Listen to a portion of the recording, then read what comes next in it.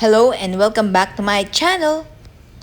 For today's video, I'm gonna share some tips and some experiences during our short adventure in Liliw, Laguna. But before everything else, let's do the introduction.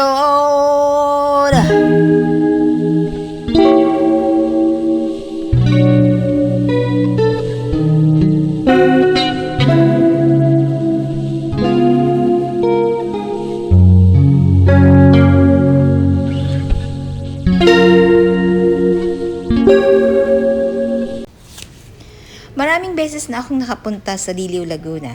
Lalo na kapag mahal na araw na kung saan ginagawa ang bisita iglesia. Ang Liliw ay isang bayan sa Laguna. Kilala ito sa kanilang industriya sa paggawa ng tsinelas. At may magandang simbahan na sinasadya ng mga Katoliko tuwing mahal na araw. May mga lumang building din dito o bahay na ginawang restaurant or opisina ng gobyerno. Yang Arabella na yan ay isa sa pinakasikat na restaurant dyan sa Liliw. Ang Liliw Bake Shop naman ay nagtitinda ng mga classic na cake, pianono at puto. Siyempre, hindi mawawala ang mga chichirya, sukang paungbong, at ang masarap na longganisang lokban. Pagkatapos naming mamasyal at kumain sa bayan, sumadya na kami sa aming tutuluyan. Hindi ko naman inaasahan na medyo malayo at nasa mataas na lugar ang accommodation namin. Nagdaan kami sa kalyeng madaming puno at taniman ng gulay. Ang presko sa lugar nito. At napakaganda. Kinabukasan, naglakad kami papunta sa isang lugar na madalas puntahan ng mga turista. At ito ay nasa paanan ng Mount Banahaw. Wow! Mahigit kalahating kilometro din ang nilakad namin hanggang sa registration office na kung saan nagbayad kami ng 75 pesos para sa entrance fee na may kasamang life vest na. Blessed morning today. Oh my God, look at the Mount Banahaw. Wala siyang cover ng clouds. It's beautiful, di ba? Sobrang ganda. Ay, nature. Tapos ang bango ng hangin dito. Gusto kong bumalik dito. Di pa man kami nakakarating sa pupunta naming falls. Balik agad ako. Look at those. Mga kamatis. Ayan o. Kaya lang hindi na yata nila naaani sa dami. There you go. Ganda no. Oh, see? Ayan o, ang dami. Ang daming kamatis. Hey, Dad.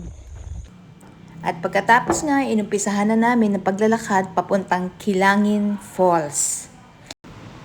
At in fairness, maganda ang daanan papunta o pababa doon sa gubat. Hi! Ito na yung protected area ng bundok, pababa ng Cold Spring. Sobrang gubat siya at saka malalim. It has yung stairs na yan ay 320 steps bago makarating ng Cold Spring. Ang maganda dito ay may handrail naman, so hindi masyadong delikado. Hindi naman kailangan magmadali, kailangan lang ng dahan-dahan para safe. So yan ang daan papunta dong sa waterfalls and sa Cold Spring. Pahutan. Oh, yun. Mangga? Puno na yun. Oo. Ang laki ah. Oo, diba? Ito naman, ang laki ng ugat. Ay, hello. Ang ina yun. Ano? Old tree. Ganda. Oh, old tree. Old tree. At mga ilang minuto pa, narating na namin itong Cold Spring. At yung sinasabing Kilangin Falls ay tuyo sa panahon na yan dahil summer Pero hindi nawawala ang malamig na tubig at napakalinaw na cold spring ng Kilangin.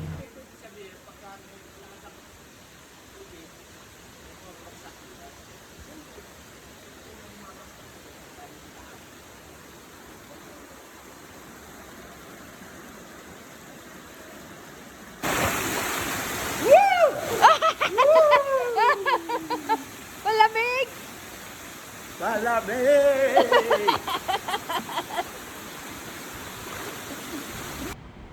Lumangoy kami sandali at nagkuha na ng litrato at maya-maya pa'y umalis na kami dahil dumarating na ang maraming turista.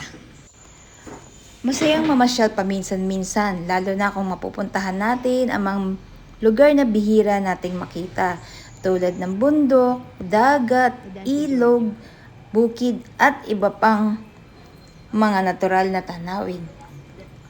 Nakakaalis ng yamot at nakakapagpagaan ng pakiramdam. Hanggang dito na lamang ang aking video. Sana nagustuhan ninyo at sana'y makapamasyal din kayo kung mayroong kayong panahon. Maraming salamat! Thanks for watching!